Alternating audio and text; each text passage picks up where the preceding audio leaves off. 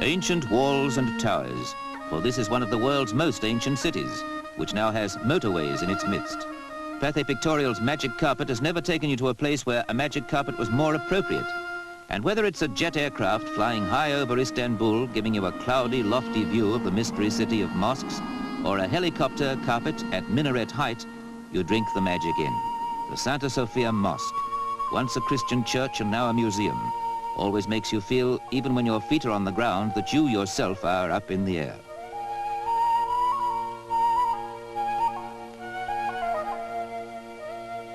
The Golden Horn and the Galata Bridge, where at ferryboat level, they say, you'll meet everyone in the world who deserves to be called a human being, which seems unfair because here it's a man's world. Women are mostly veiled or hidden away. This is the gateway to Asia. This is Europe's last tentative outpost. It shows its ambivalence mainly by male predominance. But Istanbul largely consists of exciting waterways.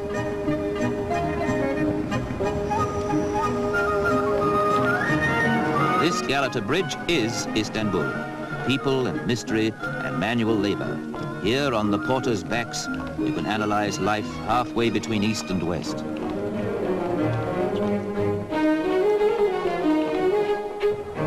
You'll learn the secret of this strange place as readily from the pelican as you will from its mysterious but most hospitable inhabitants.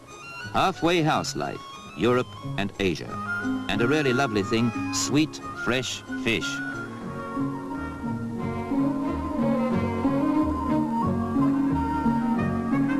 Fish from the Bosphorus, and the custom here is to grill it on charcoal. It's a custom that should spread because it's delicious. A curbside barbecue, conceived in the east and happily moving west. Go on, just dig your teeth into that bit of succulence. Or to savor the subtle flavors of the Orient, buy a bread ring and see how different and delightful it tastes.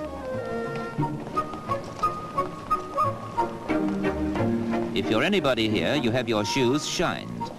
They're dusty in 10 minutes' time, but you do it because you're floating on air most of the time in a city that's a million different places, itself split between two continents with only ferry boats threading it across that narrow, exciting waterway that divides us from Asia and dramatically links Russia and the Black Sea with the Mediterranean and the world at large. This waterway, among other things, is a city street with local transport.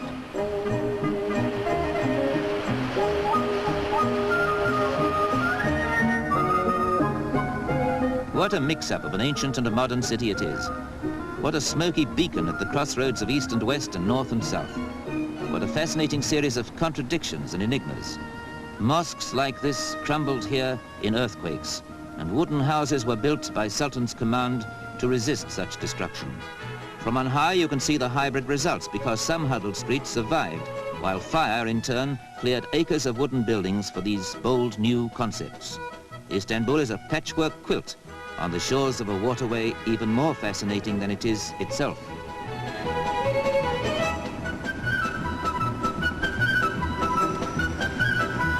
We are cruising now on the Bosphorus. The Dolmabahce Palace, the summer residence of generations of proud sultans, but more particularly the last view you'll get of the continent that cradled civilization, because half a mile across the water, it is Europe no more.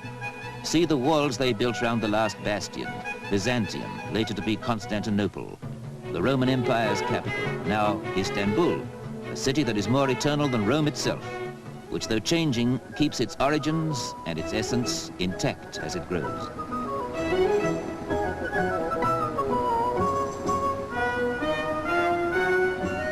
This is all part and parcel of Istanbul, perhaps the loveliest and certainly the laziest part. For Istanbul has now stretched out to occupy the whole 17-mile length of this fisherman's paradise. And look, those fish are still alive.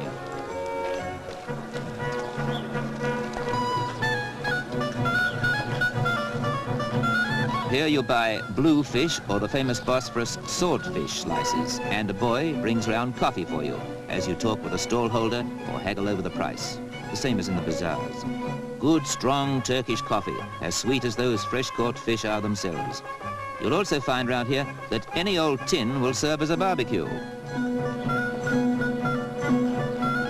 This scene could be on the Cornish coast or somewhere remote.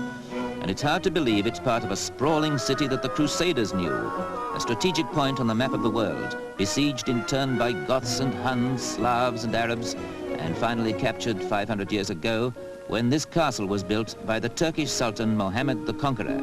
This was the stronghold from which he first attacked and then defended the city that he made the capital of the Ottoman Empire.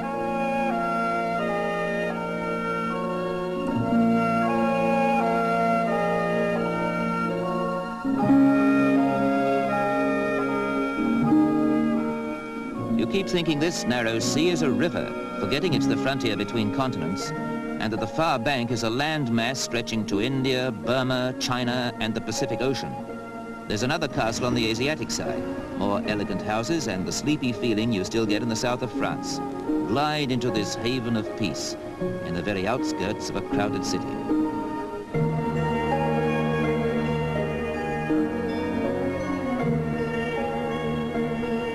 At intervals, you will hear the call of prayer to remind you that you're in a land of mosques and minarets. And at intervals, you'll hear the siren of a ship bound for the Black Sea, which is barely 5 miles away. For the rest, you might easily be on the Riviera, with its gay hotels and cafes in the sun. Istanbul and the Bosphorus have all this.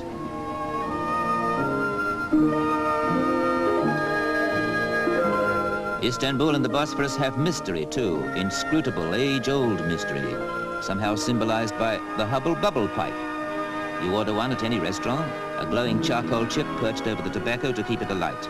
You smoke and dream and contemplate, and the smoke is as wispy blue as the Blue Mosque, which with its 6 minarets is of all things the essence of this exciting place. There's no need to say any more about Istanbul. Imagination can do the rest.